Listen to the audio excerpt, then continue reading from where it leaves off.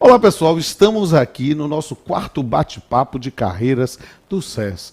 Eu sou Rodolfo Pamplona Filho e eu tenho a honra, o prazer, o privilégio de coordenar o curso de pós-graduação em Direito Contratual e co-coordenar, junto com meus amados amigos Ariana Linhares e Renato Saraiva, o curso vitorioso de pós-graduação em Direito e Processo do Trabalho aqui do SES. E é justamente com um dos professores deste curso, ele também dá aula de direito contratual comigo, né, que eu venho apresentar a vocês e bater esse papo sobre carreiras. Com vocês, Danilo Gaspar, um jovem bonitão, talentoso, inteligente, competente, magistrado, professor universitário, vitorioso em concursos públicos. Eu tive a honra de ser professor de Danilo 2 vezes. Primeiro num curso de especialização em Direito e Processo do Trabalho, um curso presencial, e depois como meu aluno no mestrado, né, na Universidade Federal da Bahia. Tive a honra de compor a sua banca de mestrado, outorgar-lhe a nota máxima num trabalho maravilhoso, orientado pelo saudoso professor Pinho Pedreira, e de acompanhar, que é o corte epistemológico desse papo aqui, acompanhar a sua carreira vitoriosa em concursos públicos e a sua carreira hoje como meu colega na magistratura trabalhista. Danilo, que prazer recebê-lo aqui no quarto bate-papo de carreiras. Que maravilha, coisa maravilhosa. Tem horas que a gente precisa realmente desse papo mais leve, desse papo mais tranquila. E ter a oportunidade de falar aqui, contar um pouco das nossas experiências, das nossas histórias e dividir, meus amigos, com todos vocês aí um pouquinho do que foi e do que vem sendo e continuará sendo a nossa trajetória, para quem sabe a gente possa inspirar de alguma maneira aí a vida de cada um de vocês. É uma alegria muito grande para mim mesmo, você sabe disso, participar da pós-graduação Direito e Processo do Trabalho aqui do SES, participar da pós-graduação de Direito Contratual, uma oportunidade para mim também bem rica, quando eu tenho ali uma chance de falar um pouco para um público que não tem aquela proximidade tão grande com o direito do trabalho, e aí a gente acaba enveredando por outras searas, com direito esportivo, coisas do gênero, muito bacana. Enfim, eu estou sempre à disposição de vocês aqui nesse bate-papo, nas minhas redes sociais, Danilo Gonçalves Gaspar, podem me procurar aí no Instagram.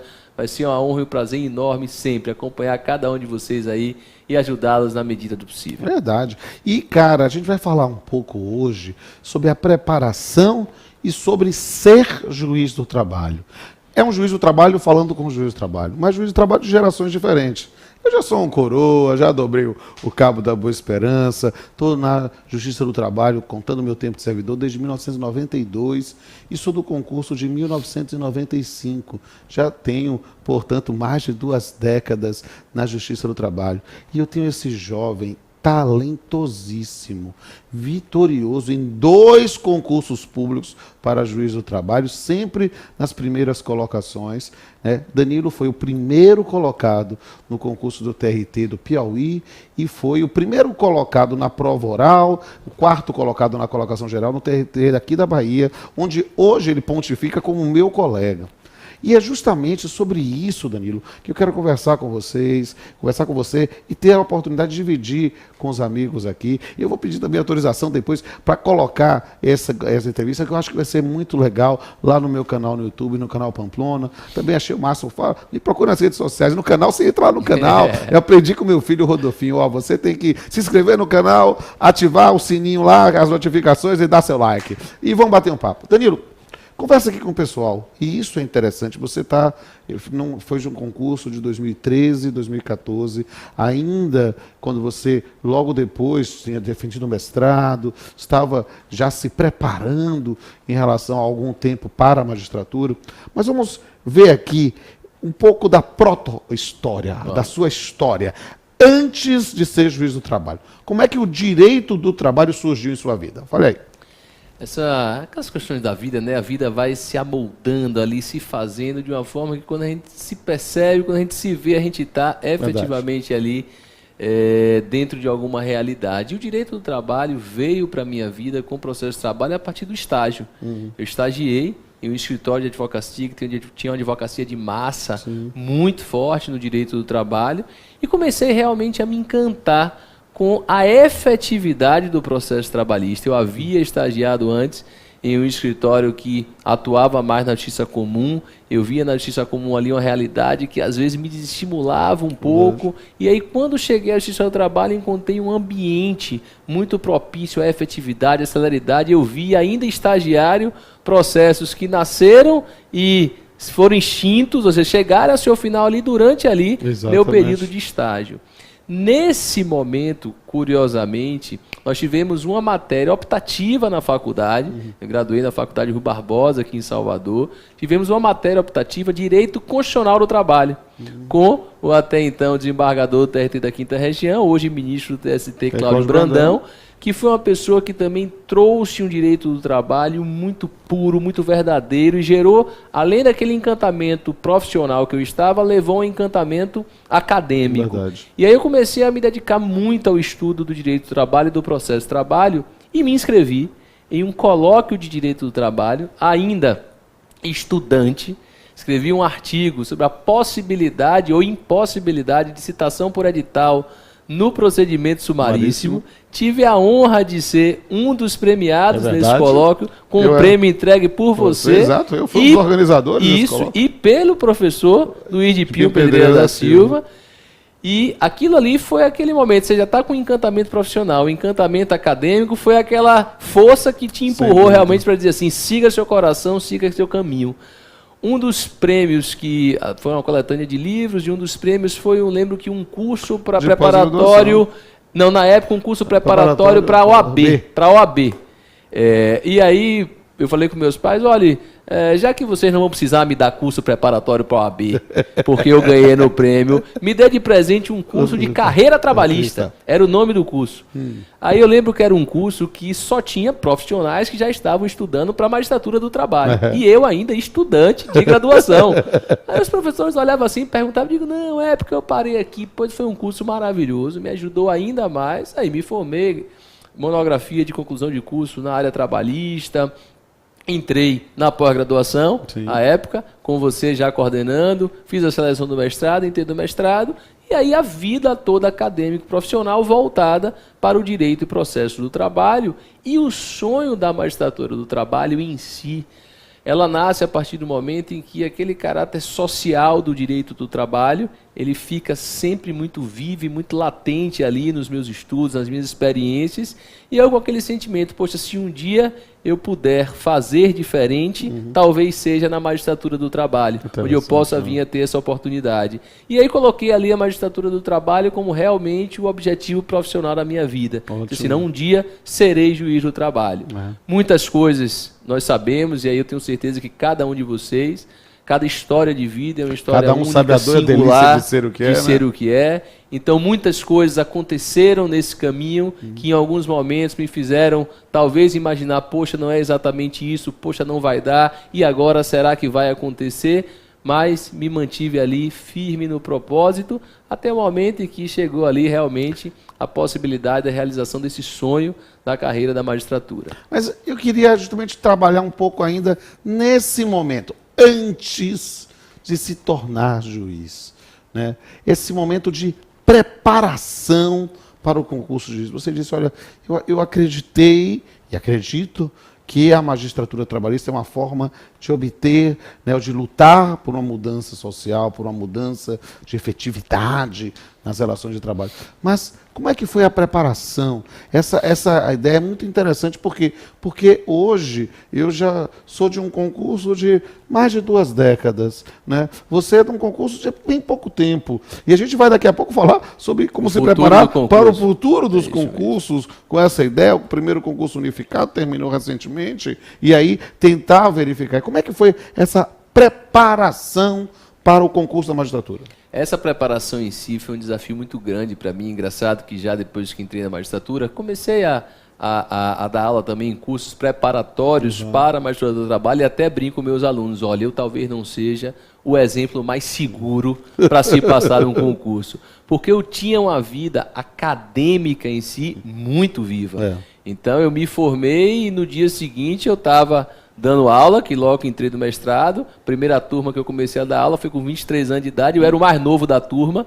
Então aquele estudo acadêmico para o mestrado, para dar aula, ele era um pouco distante do concurso necessário, do estudo necessário para o concurso público. Verdade. Então eu tinha uma dificuldade muito grande na primeira fase, na fase objetiva. Para você ter ideia, eu fiz 10 provas de concurso de magistratura do trabalho.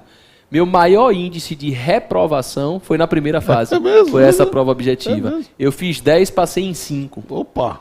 Das 5 provas objetivas de primeira fase, eu passei em 4 para chamada prova discursiva ou prova dissertativa.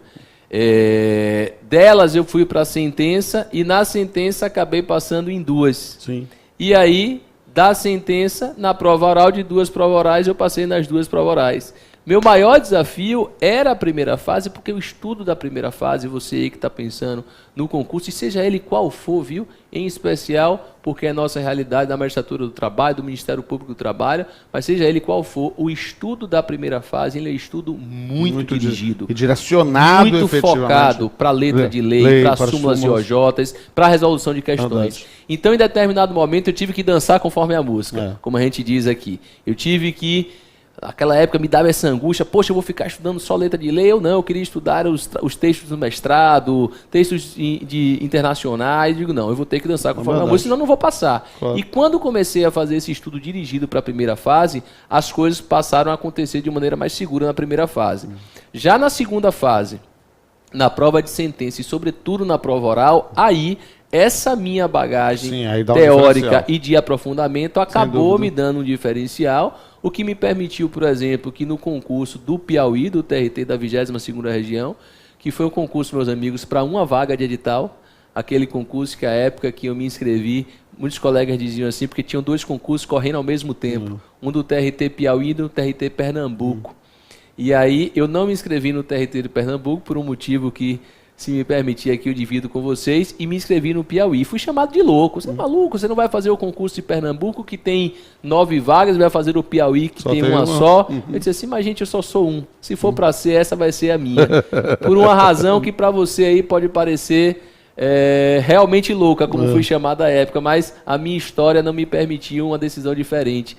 O concurso de Pernambuco, que estava aberto na mesma época, o dia da primeira fase, da primeira prova, era no Dia dos Pais. E eu não tinha como passar o Dia dos Pais, nem longe do meu pai, nem longe do meu filho. Né?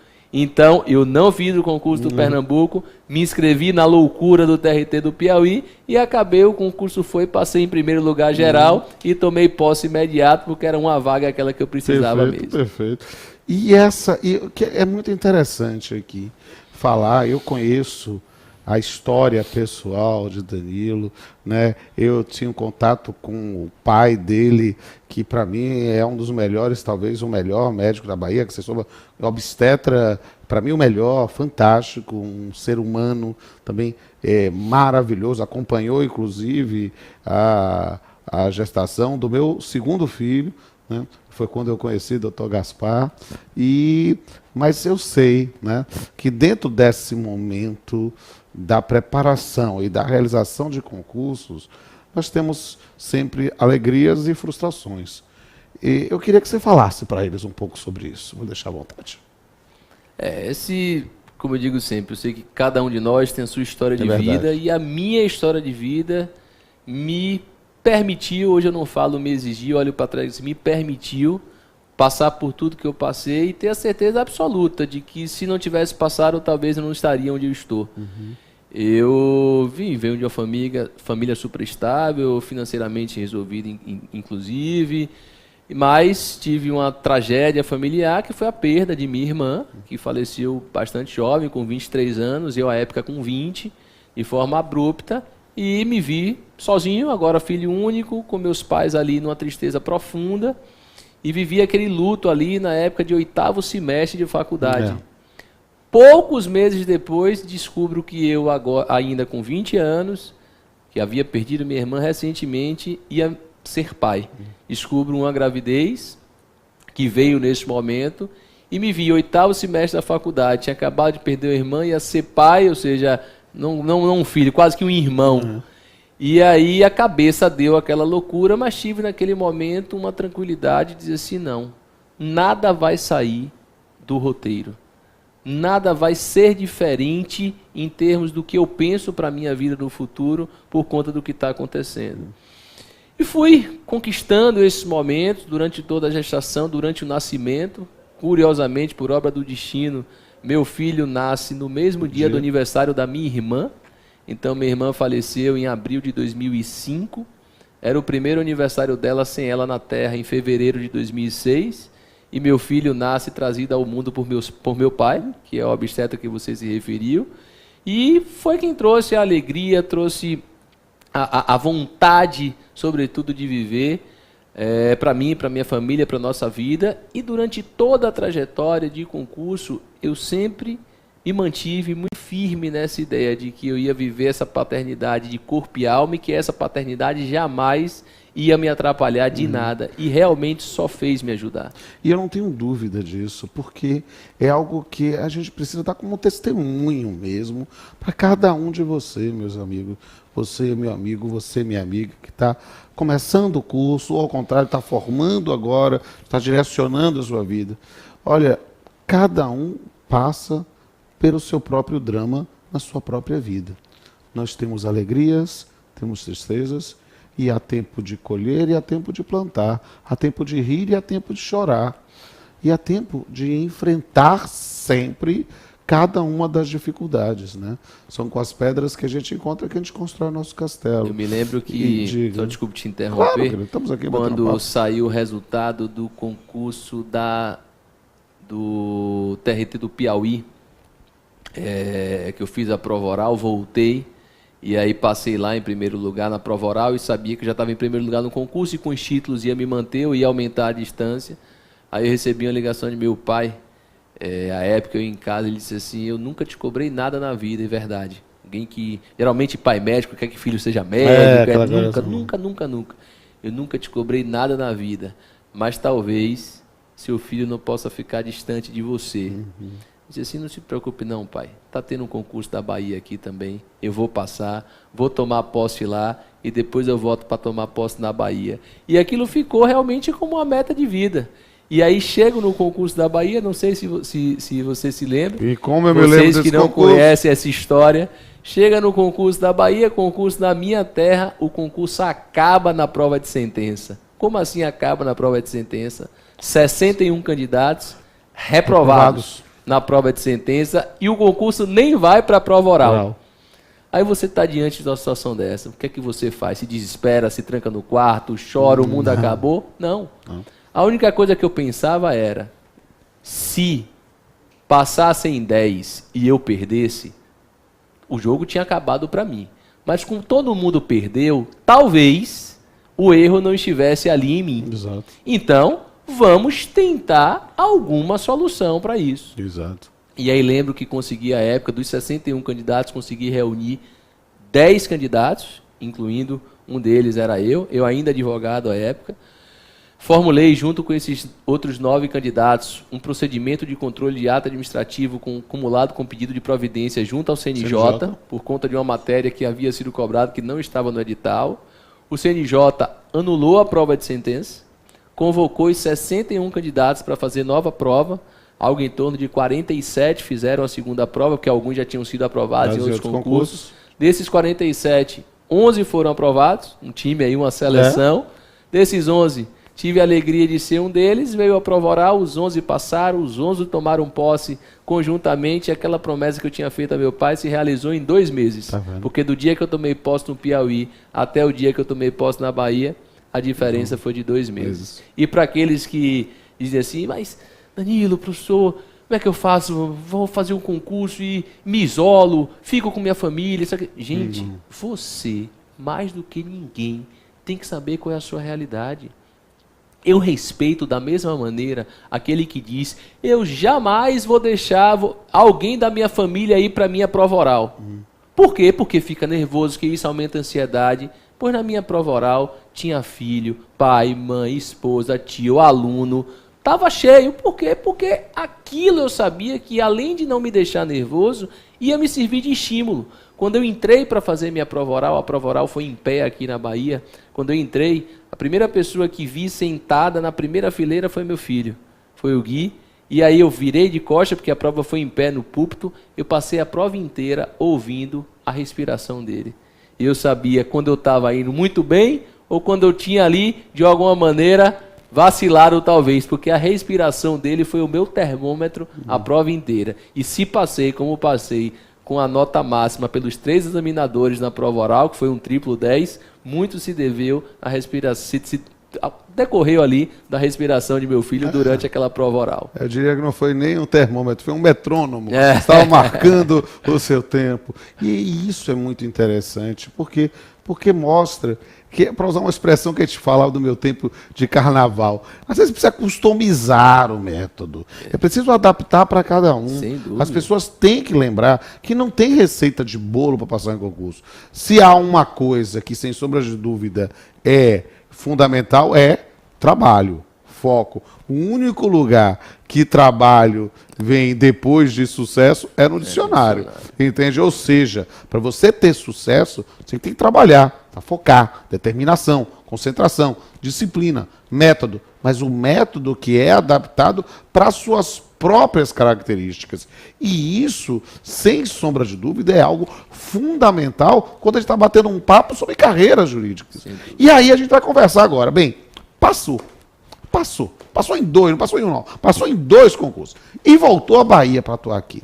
E nesse ponto, eu digo isso porque é uma das coisas que perguntam mais para mim, mas hoje aqui eu não sou entrevistado, eu sou entrevistador. Como conciliar a carreira com a vida pessoal? Vamos lá, mais um desafio, a vida é feita de desafios. Se não fosse também, acho que não teria graça. O bom da vida é ela ser feita realmente de desafios. Até abrindo um parênteses aqui, me permita, é o que algumas pessoas perguntam em relação a tempo. Mas, professor, eu só tenho 2 horas de estudo. Não se impressione com isso, não. A quantidade de tempo que você tem para estudar por dia não vai ser o determinante para o seu sucesso, mas sim como você vai aproveitar aquele tempo. Não é porque você tem apenas 2 horas por dia de estudo que você está atrás daquele que tem 10. Porque talvez aquele que tenha 10 não aproveite 1 hora efetiva como você aproveita as suas 2 da melhor maneira possível. Não se impressione com isso, não. Fecha parênteses. Então, até para fazer essa questão, literalmente 2 horas, eu sempre acreditei, por exemplo, no meu método, que eu precisava estudar 2 horas por dia. Eu precisava 2 horas intensas, mas 2 horas. Por quê? Porque há pessoas que precisam ficar 10, 12, 15 horas só comendo livro. Não, eu precisava do foco, silêncio e tal. Esse era o meu método, mas cada um tem o seu próprio método e o mais importante é que em qualquer método que você faça, você tenha foco, você se concentre, você busque dar o máximo de si. Mas siga aí. Voltando. Desafio de conciliar a carreira profissional com a carreira pessoal.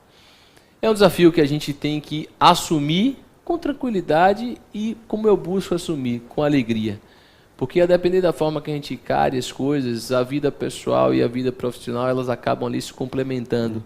Eu tenho uma alegria, que é ter na família a esposa também da área, advoga na área trabalhista, ensina as mesmas matérias, e a gente tem, então, às vezes... A princesa. Doutora Gabriela Cury, um beijão para ela, viu? Uma tolerância maior em eventuais momentos de nervosismo que eu possa externar, ou de angústia, enfim, de ansiedade. Ela ali vai acalmando um pouco, o filho já está acostumado, eu brinco sempre que meu nome é súmulo dele, OJ, a gente se entende nos apelidos, ele já é conhecido aí, no âmbito do TRT, já é conhecido no âmbito dos cursos, enfim, a gente vai ali tocando e fazendo com que uma vida complemente a outra. É como eu busco sempre encarar, que a vida profissional complemente a vida pessoal, que a vida pessoal complemente a vida profissional, sem nunca fazer com que uma delas acabe sendo algo que venha atrapalhar a outra, porque a partir do momento que a gente passa a entender ou a dizer a nós mesmos que a vida pessoal está atrapalhando a profissional ou a profissional está atrapalhando a pessoal, aí, muito provavelmente, a gente vai ter sempre uma resistência em relação a uma delas. Essa resistência que eu busco sempre quebrar. Que bom. E outra coisa que é muito importante, que eu digo que é algo que é muito a minha cara, mas que eu pergunto e projeto em você, né? Como conciliar a vida de magistrado com uma outra carreira, que é a vida acadêmica. Eu digo isso com liberdade, eu me sinto até com um lugar de fala diferenciado. Como eu já sou um coroa, né, sou de uma outra época, né, eu fui no nosso TRT o primeiro juiz da história que obteve mestrado na ativa. Fui o primeiro juiz da história que obteve doutorado na ativa. Né? E aí, na ativa também, permanecendo e com coordenação de cursos, e mantendo a produção. Eu estou no magistério há 23 anos. E isso é algo que eu sei como é difícil. Né? Às vezes as pessoas olham os nossos louros, mas não veem as nossas cicatrizes. E é sobre isso que eu queria que você falasse um pouquinho. Como conciliar a vida de magistrado com a vida de acadêmico? Maravilha. Pergunta assim também muito desafiadora, que para mim, talvez por todo aquele sonho que projetei no 8º semestre de faculdade, o primeiro sonho que projetei foi o sonho da magistratura do trabalho. Então a magistratura do trabalho realmente sempre foi ali a minha meta, o meu objetivo. E a academia, ela entrou muito como um instrumento para eu conseguir chegar lá. Ela talvez ali tenha, não digo me atrapalhado, mas sido uma barreira para a primeira fase, mas depois esse estudo da aula sempre me ajudou muito. Então, logo que assumi no cargo de juiz de trabalho, assumi esse cargo com aquele sentimento muito claro de que ele era o meu sacerdócio, a minha principal atividade, ele era a minha realização. E a academia, a vida acadêmica, ia continuar sendo aquilo que ela sempre tinha sido para mim até então, que era um instrumento para eu, primeiro, realizar meu sonho, e agora um instrumento para eu realizar a minha atividade da melhor maneira possível. Sim. Porque eu acredito que uma prestação jurisdicional célere e efetiva, ela perpassa pela formação continuada dos magistrados. Perfeito. Quanto mais a gente se prepara, quanto mais a gente estuda, quanto mais a gente se dedica, a gente consegue realizar uma prestação jurisdicional célere, efetiva e adequada. Então, venho usando essa vida acadêmica como um instrumento para a realização daquela principal atividade da minha vida, que realmente é a magistratura do trabalho, e tenho, felizmente, conseguido fazer com que isso seja sempre um elemento ali que venha a facilitar e venha a fazer com que a minha realização profissional na magistratura se torne cada dia mais efetiva. Perfeito. E é justamente aliando essas duas carreiras da magistratura e da docência, que aí eu faço mais uma pergunta direcionada a nossos amigos e amigas que estão nos vendo, né? Pensando agora nos concursos vindouros, né? Como você, que é um homem que é muito bem sucedido na magistratura e no magistério, hoje prepara novas gerações para ser nossos colegas, fala sobre esses novos rumos dos concursos na área da magistratura trabalhista. A gente passou por uma grande reformulação na estrutura dos concursos, uma primeira grande reformulação na estrutura do concurso da magistratura do trabalho, que foi a realização do primeiro concurso nacionalmente unificado. Ele foi, esse primeiro concurso nacional, obrigatório no sentido de que os tribunais regionais do trabalho obrigatoriamente tiveram que preencher suas vagas através desse concurso nacional. Durante o transcorrer desse primeiro concurso nacional, o Conselho Superior da Justiça do Trabalho alterou a sua resolução e passou a tornar agora facultativa a adesão dos tribunais regionais a esse concurso nacional. Mas o sentimento que nós temos é que, provavelmente, a forma de seleção vai continuar sendo nacional. É uma faculdade, mas muito provavelmente os tribunais regionais do trabalho vão continuar agora preenchendo suas vagas. Até por uma questão de curso, né? Essa ideia de uniformização do próprio concurso. A própria redução mesmo das despesas, isso, né? Nós estamos em função da emenda constitucional, limitados do ponto de vista orçamentário. Podemos passar por outro tipo de reformulação? Podemos. Sim, reformulações na própria estrutura de seleção. A gente percebe que a cada dia que passa, matérias relacionadas à formação humanística, matérias relacionadas àquele direito não tão dogmático, mas uma propedêutica que vem ali como instrumento de formar uma base necessária para que você entenda que há uma diferença entre texto e norma. Sim. Que aplicar a lei não significa aplicar o texto, mas aplicar, sim, um texto interpretado a partir de direitos fundamentais, a partir de interpretação conforme a Constituição, entender que a atividade do juiz do trabalho, sobretudo, é uma atividade que tem uma interação com a sociedade muito grande. Os momentos de maiores realizações para mim até hoje na Justiça do Trabalho foram momentos em audiência. Não porque foi celebrado um acordo, mas sim porque no final do acordo as partes se abraçaram, choraram reciprocamente e perdoaram uma a outra. Por conta de um conflito que ali o conflito jurídico era um detalhe, era um conflito psicológico que foi levado para uma mesa de audiência. Às vezes um conflito familiar. Familiar, né? Exatamente. Eu já tive mesa de audiência, irmão brigando contra o irmão, e eu dizendo, peraí, vamos resolver isso aqui e fazer. E nessa hora eu não tenho problema, eu vou apelar mesmo, porque as pessoas precisam lembrar que não estamos discutindo somente direitos. E uma das coisas que é mais importante para você, minha amiga, para você, meu amigo, vai ser nossos colegas de trabalho, ou você, meu amigo, você, minha amiga, que vai atuar como advogado trabalhista ou no Ministério Público do Trabalho. O processo parece um jogo. Ele tem regras como um jogo, mas ele não é um jogo. Ali eu tenho a esperança, o futuro, o patrimônio de alguém. É preciso ter essa sensibilidade para tentar resolver isso. E muitas vezes a questão jurídica é apenas um detalhe de um conflito anterior e de outra natureza.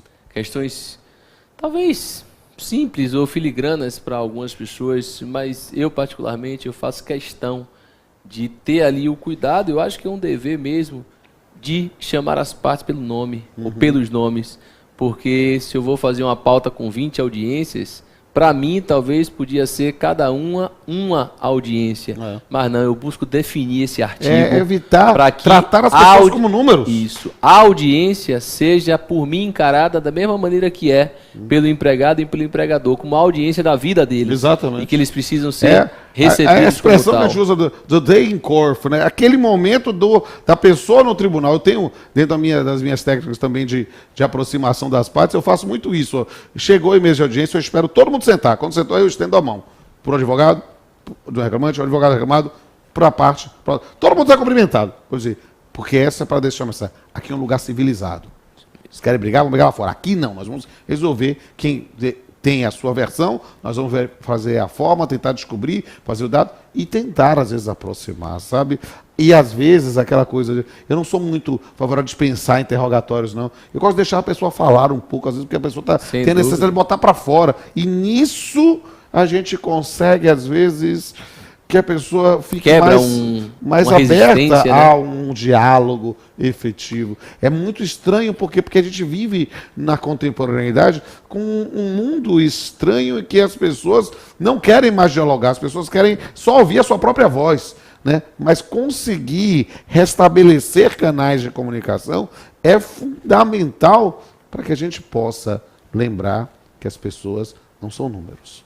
Com certeza. E aí, eu acho que essa formação humanística, como eu vinha falando aqui, dessa característica dos concursos que vem aí se construindo, e talvez o futuro traga realmente isso, ela faz com que a preparação de vocês, cada dia mais, tem que ser uma preparação holística. Sim. Ou seja, vocês têm que entender que a preparação para o concurso vai passar necessariamente pelo estudo da letra de lei, da súmula da OJ e da resolução das questões que eu disse a vocês, que era meu desafio no início, mas vai passar também para vocês por estudo de filosofia do direito, sociologia do trabalho, livros de formação humanística propriamente dito, livros de metodologia da pesquisa, enfim, tudo vai ser importante para que você consiga efetivamente construir em si mesmo ali um papel de um candidato pronto, não para passar num concurso, mas pronto para ser efetivamente aquilo que o juiz, seja ele juiz estadual, juiz federal, juiz do trabalho, precisa ser.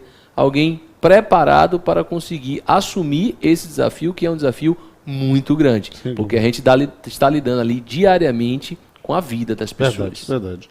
Bem, amigos, a gente vai ter que encerrar, porque esse papo tem uma delimitação temporal. Mas antes de encerrar, eu queria, Danilo, que você, nesse momento, olhasse para a câmera e dissesse para o nosso amigo, para a nossa amiga que está pensando em abraçar a carreira da magistratura, em especial a magistratura na área trabalhista, o que é que você gostaria de deixar como mensagem final? Vou dizer uma coisa para você, que eu digo em alguns livros, eu tenho alguns livros preparatórios para concurso público, eu tenho um livro, Um Caminho para Aprovação na Discursiva, Um Caminho para Aprovação na Sentença, outro de profissões regulamentadas, tem os cursos, mas quando eu tenho essa oportunidade de falar aí, e aí, Não é mentira não, toda vez que estou diante de uma câmera, eu sempre me identifico aqui falando olho no olho. Eu não estou olhando para a câmera, eu estou buscando aqui olhar olho no olho. Quando eu tenho essa oportunidade, eu repito, o concurso foi feito para você. Basta você ter fé, estudo, interesse, tática e obstinação. Se for para desistir, desista apenas de desistir. Poxa, não há melhor forma de encerrar. E, meus amigos, temos que encerrar aqui a nossa quarto bate-papo de carreiras, tendo esse privilégio de receber Danilo Gaspar, um jovem que eu vi começar no magistério, que eu vi começar na magistratura e hoje vejo orgulhoso, com orgulho quase paternal, acho que não dá para ser pai, é para ser tio, né? Dele, vendo assim... Padrinho, literalmente padrinho de casamento. Literalmente padrinho, né? Ver realmente ele pontificando, brilhando e conquistando cada vez mais espaços. Há uma frase, né, de Isaac Newton, né, que diz lá que nós subimos nos ombros dos gigantes que foram os nossos professores. Eu adapto a frase para dizer que todo professor quer ser visto pelo seu pupilo como um gigante. Mas um gigante não como o gigante opressivo Golias, que reprime, que oprime. Não. Ser visto como um gigante para que você suba nas minhas costas e veja onde eu jamais vou ver. Por quê? Porque meu tempo é curto nessa existência. Mas eu tenho certeza que eu vou continuar vivo no sucesso daqueles que passaram por mim e que vão para um lugar muito melhor onde eu jamais alcançarei. Tenho muito orgulho de você, querido. Muito obrigado. Amém, que assim seja. E, como eu sempre encerro aí, vamos que vamos. A marcha da vida é sempre para frente. É isso. Jogue duro aí.